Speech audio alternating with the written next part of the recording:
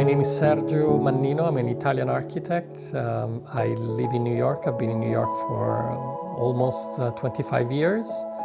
And I work as an architect, interior designer, and product furniture design.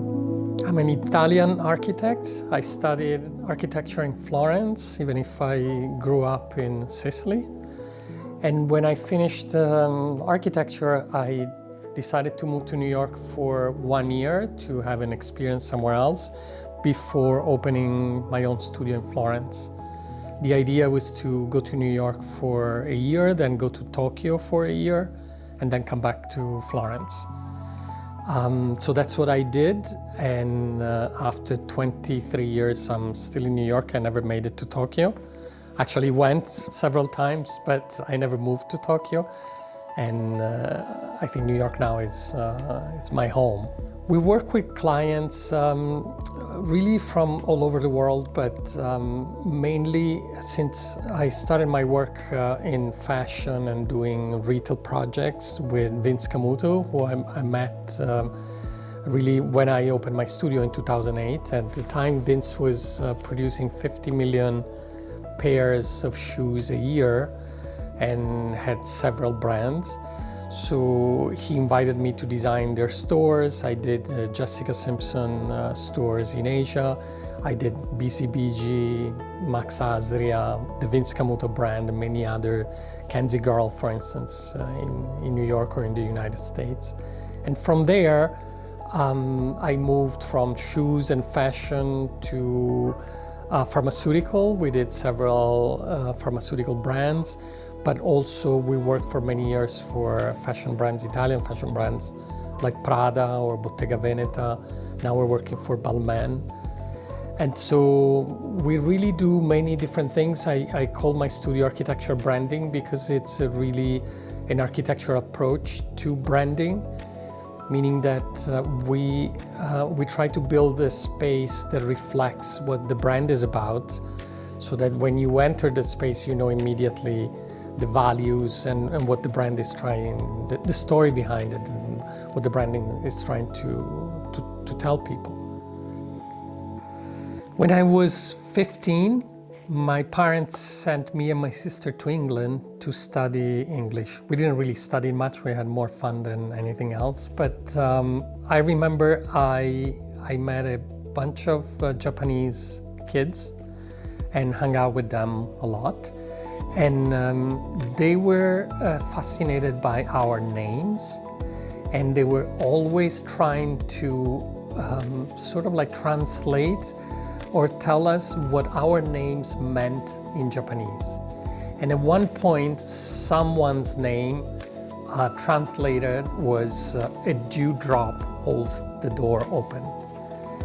So many years have passed since that episode, but that sentence stuck in my head. And when we, in the studio, when we created this little book, I thought like, okay, that maybe that sentence is explains exactly what we are trying to do. So for me, that means that a dewdrop, which is the smallest thing you can imagine, has an incredible beauty into it, but it also has the power to change things. It's the small things that have the power to make some change. But at the end of the day, it is beauty, because a dewdrop is a beautiful thing. So it is beauty that can actually make the change. So that is the starting point of all the projects that you find here. Now, in this specific book, it's only our rugs, but we also design lighting, we design furniture. We do many things where we don't actually have a client, because we are the client. And so they're produced by the studio. They're not necessarily made, because we are not makers, except for a few ceramics pieces or a few things that we actually make ourselves. But in general, we are designer in the classical Italian sense, where we design and then we find the right producer for the specific things that we design. But not having clients means that we are free to make the decisions that we want.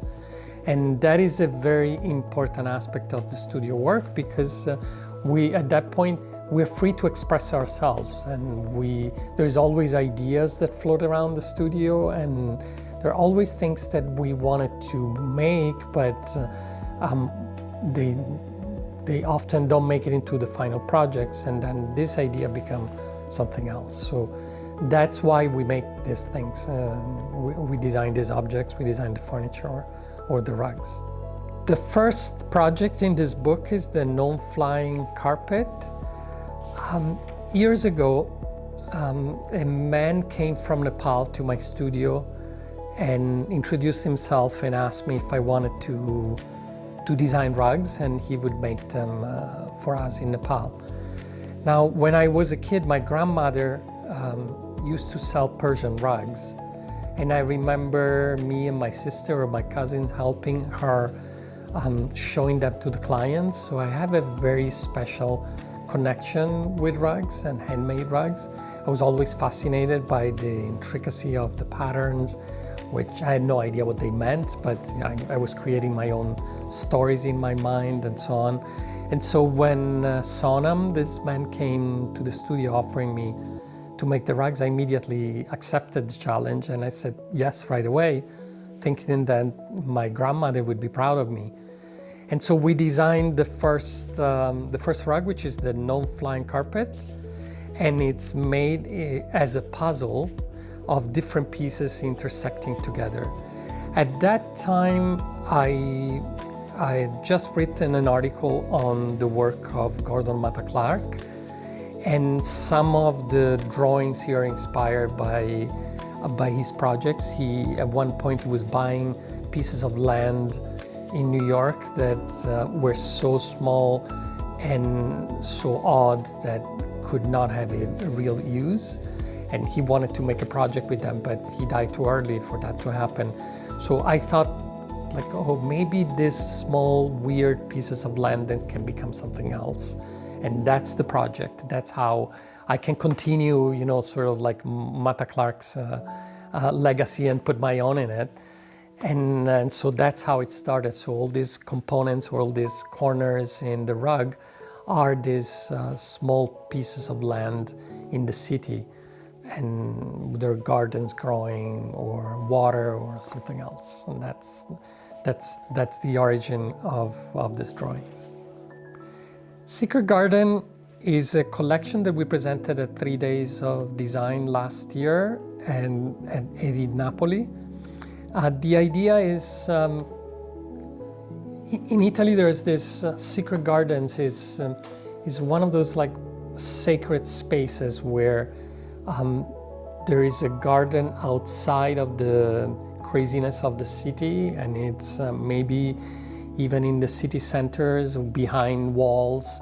There's something magical in these gardens. But for me, the Secret Garden is a place where reality jumps somewhere else, where things don't happen or are not there in the most canonical way, but you're sort of like an Alice in Wonderland kind of world. So it's your own world, and things don't respond to the normal physics, and colors are not the same as our real world.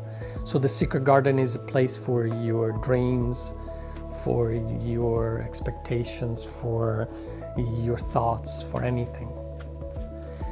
We design one, which is the one that names the series, which is the actual wall with the garden with the leaves on top, and then we made two others that are supposed to be inside these gardens. One with like wood planks that are pink or odd colors, and another with water. Definitely living in New York. New York is a melting pot of different cultures, and I think that this being exposed to so many different things every day all at once, it's sort of inspiration for everyone. But I also bring back my heritage of the Italian design approach. When I studied with the radical design masters, Remo Buti, Sozzas. So I'm heavily influenced by this group of designers that were pretty amazing from the 60s onward. But overall, I think probably art is one of my main sources of inspiration. I think artists are always a step ahead of everyone else, so that's what I look at all the time. And at the end of the day, what we are doing in design is we're trying to reflect what the society is about today. Design is about interpreting how society moves, and design really reflects should reflect that attitude. So every interior, every project, every item we design, every product we design, I think it's a reflection of that.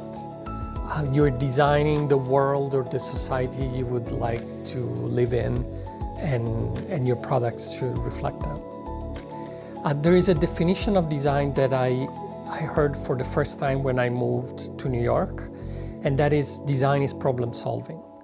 And for my entire time working in Italy or studying in Italy, I never heard that definition once.